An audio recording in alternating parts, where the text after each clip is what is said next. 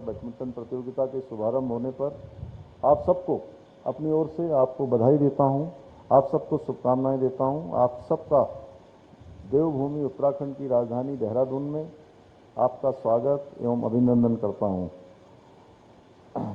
खेल विभाग के सहयोग से स्टेट बैडमिंटन एसोसिएशन द्वारा आयोजित इस प्रतियोगिता के शुभारंभ कार्यक्रम में उपस्थित आप सभी खिलाड़ियों के बीच में आकर निश्चित रूप से एक अलग प्रकार की ऊर्जा राष्ट्रीय और अंतर्राष्ट्रीय स्तर पर अपनी एक विशेष पहचान बना रहा है और अल्मोड़ा से आने वाले हमारे प्रतिभावान खिलाड़ी लक्ष्य सेन कई राष्ट्रीय एवं अंतर्राष्ट्रीय स्तर के खेलों में पदक जीतने के साथ ही प्रदेश व देश का लगातार नाम रोशन कर रहे हैं और पेरिस ओलंपिक विभाग ने भी इस वर्ष का सीनियर राष्ट्रीय खिताब जीतकर निश्चित रूप से उत्तराखंड का गौरव बढ़ाया है।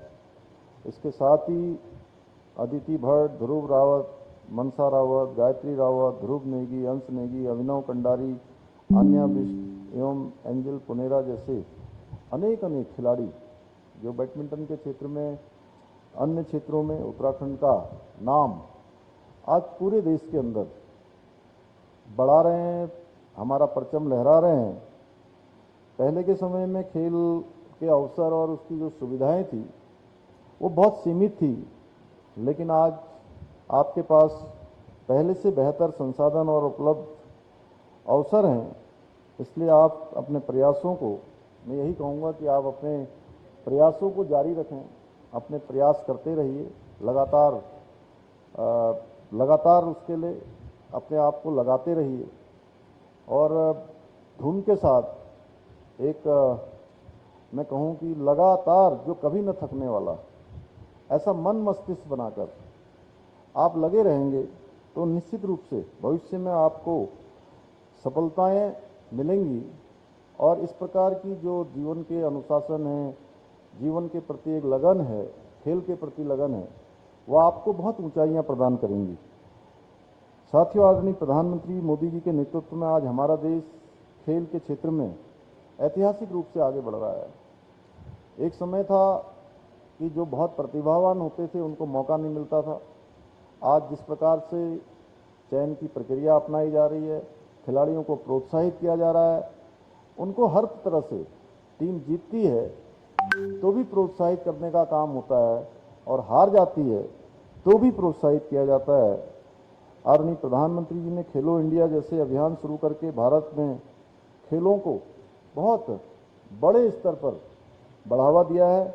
इसके साथ ही ओलंपिक में जो बेहतर प्रदर्शन करने का लक्ष्य रख के top semi target Olympic podium scheme launch करके आदरणीय प्रधानमंत्री मोदी जी की सरकार ने खिलाड़ियों की तैयारियों और ट्रेनिंग के लिए अंतर्राष्ट्रीय स्तर की जो सुविधाएं हैं वो मुहैया करवाई हैं।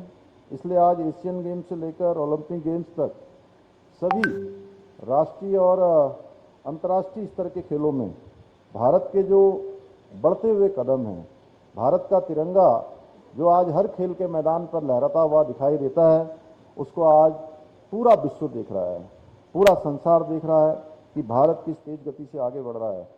मुझे ये बताते हुए खुशी हो रही है कि इस साल आयोजित हो रहे पेरिस ओलंपिक में भारत का अब तक का सबसे बड़ा दल 117 खिलाड़ियों का प्रतिभाग कर रहा है और हमारी राज्य सरकार भी प्रदेश के खेलों को बढ़ावा देने के लिए हर स्तर पर कार्य कर रही है।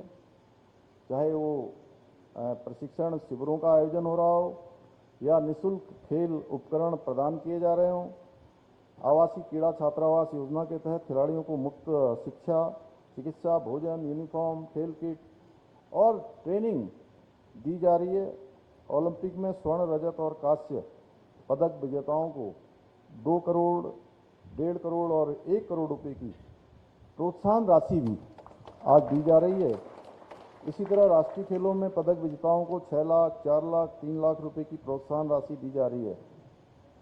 साथियों, मुझे आप सबके मुख्य सेवक के रूप में काम करने का मौका मिलते ही मैंने कोशिश की है कि हमारी राज्य की सरकार खेल और खिलाड़ियों के प्रोत्साहन को बढ़ावा देने के लिए नई खेल नीति लाएं, क्योंकि ये बहुत उस समय की आवश्यकता थी। और हमने नई खेल नीति भी राज्य के अंदर लाई है। नई खेल नीति को भी प्रचलन में हम लाए हैं। इस नीति के तहत हमने राष्ट्रीय और अंतर्राष्ट्रीय स्तर पर पदक पाने वाले खिलाड़ियों को सरकारी नौकरी देने की शुरुआत की है। मुझे ये बताते हुए खुशी हो रही कि इस साल हमने मेडल लाने वाले प्रदेश के 31 खिलाड़ियों को सरकारी विभागों में नियुक्तियां दी हैं। इसमें बैडमिंटन के 4 खिलाड़ी हैं, हिमांशु तिवारी, ध्रुव रावत, सोहेल अहमद और शशांक छेत्री।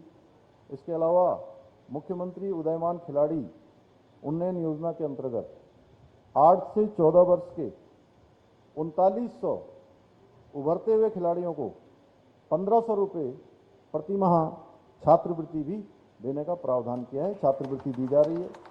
हमने खेल छात्रावासों में रहकर तैयारी करने वाले खिलाड़ियों का जो दैनिक भत्ता था उसको 175 रुपये से बढ़ाकर 225 रुपये प्रति छात्र कर दिया है। वहीं दूसरी स्तर पर ग्रामीण स्तर पर ओपन जिम के लिए भी 10 करोड़ रुपए की धनराशि का प्रावधान किया है। साथियों, हमारे राज्य को आगामी राष्ट्रीय खेलों का आयोजन का शुभ अवसर मिला है।